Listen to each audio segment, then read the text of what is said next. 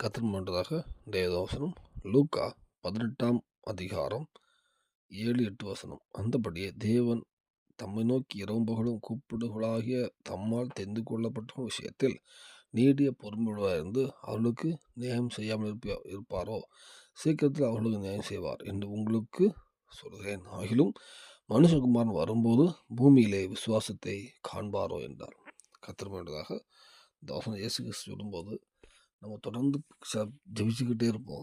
எப்படி ஜெபிக்கணும், ஒரு காரியத்தை ஜெபிச்சுட்டு இருக்கோம் அப்படின்னு கர்த்தர் சொல்லியிருப்பார். ஏன்னா ஒரு விஷயம் நம்ம கர்த்தர்ட்ட கேட்கறனாலே விசுவாசம் இருக்கும். நம்ம கேட்டால் தருவார் அப்படின்னு விசுவாசிக்கும். ஆனால் அது கொஞ்சம் காலதாமதம் ஆகும்போது அந்த ஜெபத்தை நம்ம என்ன பண்ணுவோம், சரி ஓகே அப்போ நம்மளுடைய விசுவாசம் கர்த்தரால் முடியுமோ தெரியாது, நம்ம காரியத்தை செய்ய ஆரம்பிப்போம் அப்படின்னு சொல்லிட்டு விசுவாசம் கம்மியாயிரும்.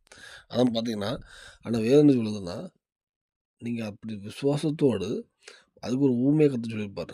ஒரு கர்த்தருக்கு பயப்படாத ஒரு நியாயாதிபதிகிட்ட ஒரு விதவை முறையிட்டு கேட்டே இருக்கும்போது, அவன் கர்த்தருக்கு பயப்படாத இருந்தாலும் அவன் இவன் கேட்டுக்கிட்டே இருக்காளே அப்படின்னு கொடுப்பான் அப்படின்னு சொல்கிறார்.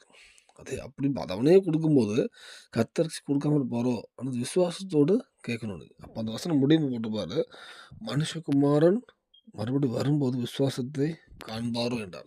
இயேசு கிறிஸ்து மறுபடியும் இந்த பூமிக்கு வரும்போது அந்த விசுவாசமே ரொம்ப கம்மியாயிரும் அப்படின்னு சொல்லியிருப்பார்.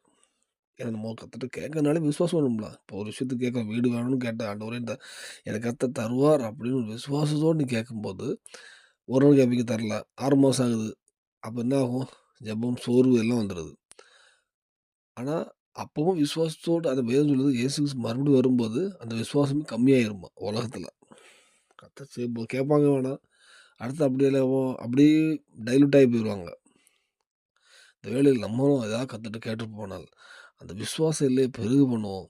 விசுவாசத்தோடு கேட்போம். அந்த விதவை கேட்ட மாதிரி கர்த்தர் சொல்லுவா, நம்ம கேட்போம்.